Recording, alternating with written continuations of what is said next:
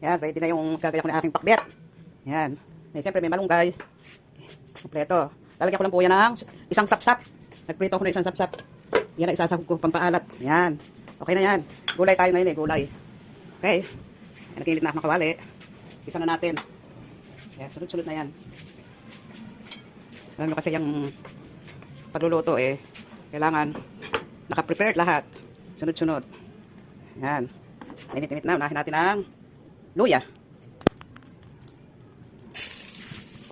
Luya.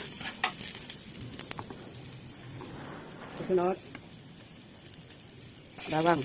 Hinaan natin apoy. Tumitilansik.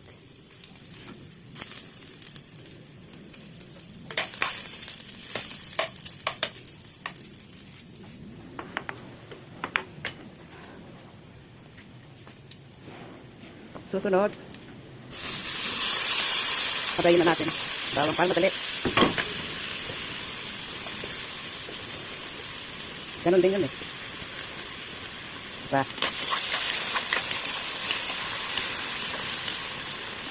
Lagay ko na rin dito para lalasa. Yung taktak. Iniretok muna yan. Yan lang itasawag ko. Kasi may allergy ako sa hipon. May allergy din ako sa bagong. Kaya ito na lang. Pag lumambot ng konti, saka isusunod ang kalabasa. Lagyan natin ng konting toyo. Siyempre toyo, papalasa yan. Konti lang naman. Yan.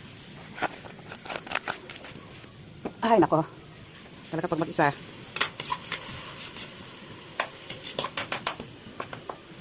Takas ko ng konti apoy.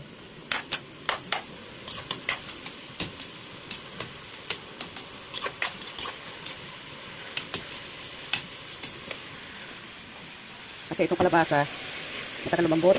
Kaya lalagay na natin. Ihuli ko na lang yung talong.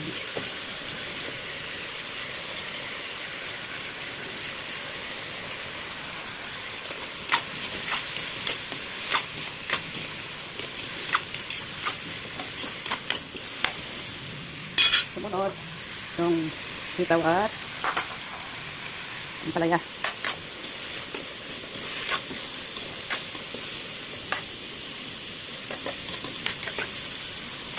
At talong. Para lumambot yung agad yung kuwan sa ibago ko na.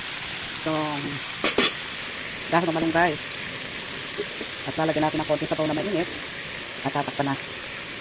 Gano'n lang kadali. Lagyan natin ng hot water.